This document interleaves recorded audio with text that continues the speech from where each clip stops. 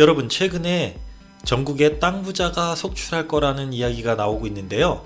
과연 어떤 내용에 근거한 이야기일까요? 한번 알아보도록 하겠습니다. 네, 여러분 안녕하세요. 부동산 알려주는 친절한 함쌤입니다. 최근에 주택시장이 어려움을 겪으면서 규제 완화 정책이 많이들 나오고 있는데요.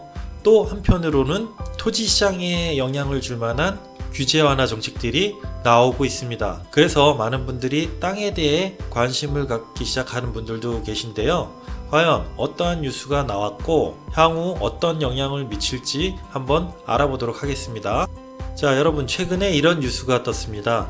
비수도권 그린벨트 풀린다. 환경평가 1, 2등급도 푼다고 하고요.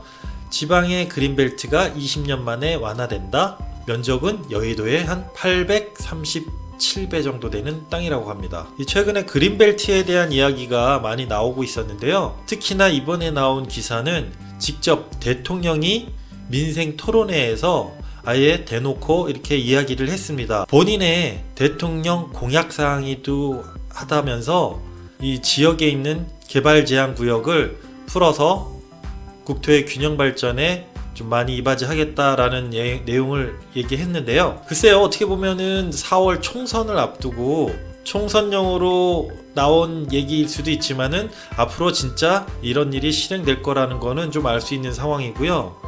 울산에서 열린 토론회에서 나온 얘기지만은 그 여파는 굉장히 큽니다. 모든 지금 부동산 뉴스 전체에 큰 파장을 미칠 정도로 큰 얘기인데요.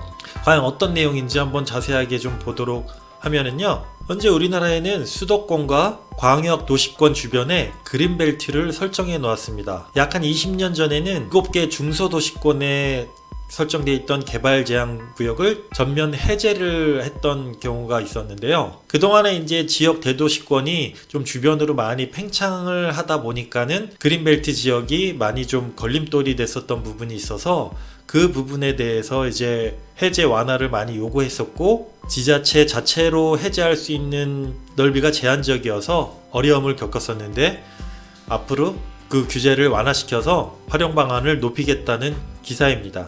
자, 여러분 기억하셔야 될 거는요, 수도권 그린벨트에 대한 얘기는 아직 없습니다. 네, 수도권 그린벨트는 해제할 계획이 없다라고 못을 박았고요. 향후 당분간은 수도권 그린벨트에 대한 얘기는 나오지 않을 것 같고요. 우선은 지역권에 광역권에 있던 그린벨트 쪽 어떻게 해제되고 어떻게 개발되는지를 한번 봐야 될 것 같은데요. 자, 그러면은 어떤 분들은 지역 광역권에 있는 개발 제한 구역 땅 사러 가야 된다 이렇게 생각하시는 분들도 있는데요. 자, 그렇게 접근하시면 안 되고요. 우선은 절대로 개인이 이 그린벨트를 개발할 수는 없고요.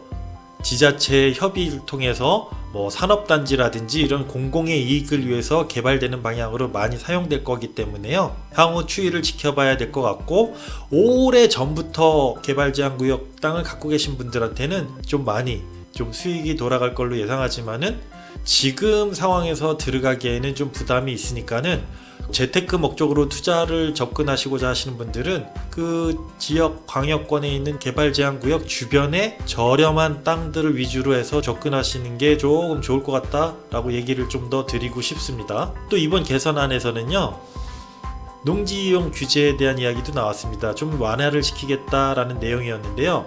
절대 농지라고 불렸던 농업진흥 지역이 어느 정도는 개발 가능한 부지로 활용하겠다라는 이제 개선안이 나왔는데요. 그동안에 농업진흥 지역이 도로나 택지 또는 산업단지로 개발되고 나서 주변에 좀 남아있던 땅들이 있었는데요.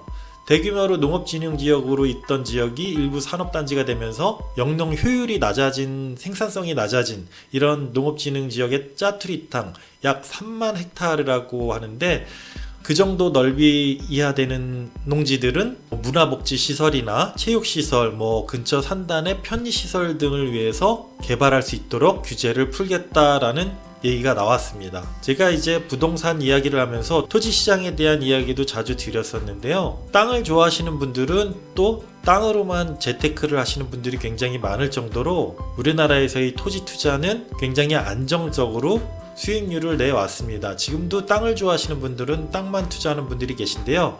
자, 이런 뉴스를 봤을 때 섣불리 그럼 개발제한구역 사야지, 그럼 농지 사야지 하고 달려드는 분들도 가끔 있을까봐 걱정돼서 미리 이렇게 얘기를 드립니다. 우선은요, 개발제한구역 땅, 이 농림지역 땅 우선은 바로 산다 이런 마음 가지시면은 조금 위험 부담이 있고요. 우선은 토지에 대해서 조금 공부를 하시는 걸 권해드리고, 제가 팁을 알려드리면은 상황을 좀 보시길 바라겠습니다. 기본적으로 딱 하나만 알려드리면은, 앞으로 토지 시장은 전체적으로 부동산 시장을 봤을 때 지금 다 주택시장이라든지 수익형 시장이 안 좋기 때문에 토지 시장은 꾸준히 각광을 받을 수밖에 없고요. 과거에도 그래왔고 앞으로도 우리나라의 토지 시장은 꾸준히 상승 곡선을 그릴 거기 때문에, 현재 시점에서 제대로 된 가격에만 땅을 산다고 하면은 어느 정도의 수익률은 기본적으로 보장된 게 토지 시장입니다.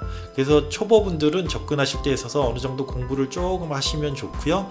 입지 분석 같은 거를 통해서 좋은 땅을 찾는 법을 알면 좋고요.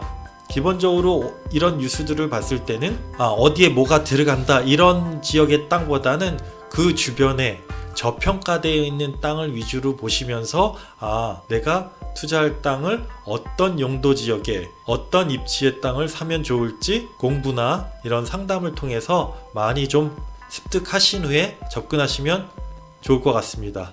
아셨죠? 네, 이렇게 최근에 총선의 영향일 수도 있지만은 갑작스럽게 토지 시장에 큰 영향을 줄 만한 이런 큰 뉴스가 나왔는데요. 이 개발 제한 구역이라든지 농림지역 토지 얘기뿐만 아니라 도로, 철도, 그 다음에 공공택지, 3기 신도시 이렇게 개발 방향이 쭉 나오게 되면서 토지 시장도 당연히 들썩일 수밖에 없다는 거 여러분 알고 계시고요. 이런 것들을 복합적으로 이해하시고 입지를 통해서 좋은 땅이 어디가 될지 아는 것도 하나의 큰 공부가 될 수 있으니까 많이 접하시면서 공부하시고 접근하시길 바라겠습니다. 네, 다음 시간에 또 뵙도록 하겠습니다.